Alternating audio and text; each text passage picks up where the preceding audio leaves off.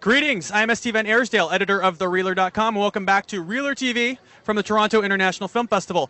And today we talk with Scott Hicks. He's the director of such narrative features as Shine, No Reservations, Snow Falling in Cedars, and he has a world premiere documentary here at the festival called Glass, a portrait of Phillip in 12 parts, which is, you guessed it, a documentary about the esteemed minimalist composer Phillip Glass.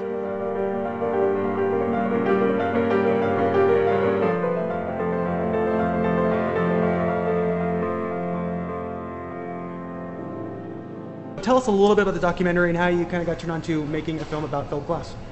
Well, it really started about 2 years ago when Phillip's management came to me and said, you know, he turned 70 in 2007. Have you ever thought about making a documentary? They knew I knew Phillip quite well, and I was a huge fan. And I just said, yes, I'll do it. I had no idea how, I had no idea what it was going to be, but I thought it was a really exciting idea. So it's been a 2-year journey to get it to this point in Toronto for the world premiere tonight. You've done a lot of work in New York as of late, between this and No Reservations. Yeah. I mean, what is it, in your estimation, about the city that really drives these types of characters and subjects, artistically minded, ambitious subjects? What is it about the city, and how did you want to depict that on screen? Yeah, well, I've had a very, huge experience of it in the last couple of years, because making No Reservations, which was like a 3-ring circus, you know, the studio picture, trailers round the block, you know, a mile of vans and wagons.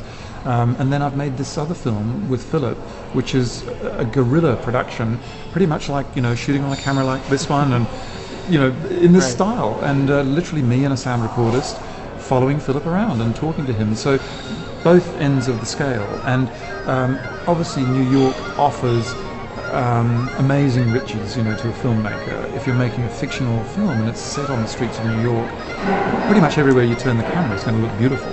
So it's, you know, that it has that element to it. In the creative world, it means it is a hub of arts-oriented activity. And Phillip, of course, has been part of the village life for 40 years. And many of his friends and colleagues, like Chuck Close, who's intimately involved in the film as well, have lived and worked and still live and work down in Soho or the village. And so it's always been a sort of creative cauldron down there, and I just felt it was wonderful to have a chance to explore that a little bit and perhaps convey some of that history, but always through the eyes of the present, you know, what's happening now with these creative artists. Got it. And so this is your, what Toronto is this for, your 4th or 5th festival? This is my, 4th, it must be my 4th. I came here with Shine 10 years ago, and it was a wonderful introduction to Toronto. Then Snow Falling on Cedars, Hearts in Atlantis had its world premiere here, and now Glass. So you know, it's been quite a run for me. Toronto's my festival.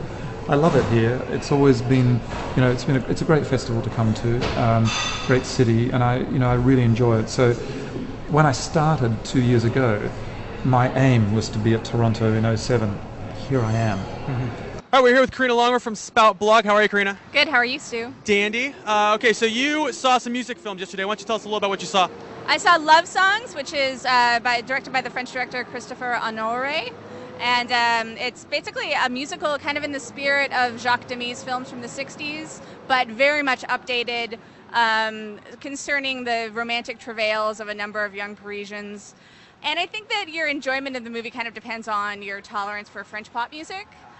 Some of it is better than others. All in all, I think it's sort of a curiosity, but not so great of a film. But this morning I saw Heavy Metal in Baghdad, which is the first feature film produced by Vice magazine, and it follows a young band of heavy metal rockers in Baghdad, and it's just really amazing the stuff that they have to put up with in the course of the war. I mean, when Saddam was in office, in order to play a show, they had to sing songs about Saddam, but then they were still able to put on their show. So it follows them as they try to keep the band together in Iraq, can't do it, become refugees in Syria, and apparently this was just a footnote at the end of the movie, but apparently now the Syrian government is trying to kick the band out of Syria because they're trying to get rid of all the Iraqi refugees. So they're probably going to have to go back to war-torn Iraq, where they're not only can they not keep the band together, but they can barely keep their lives together.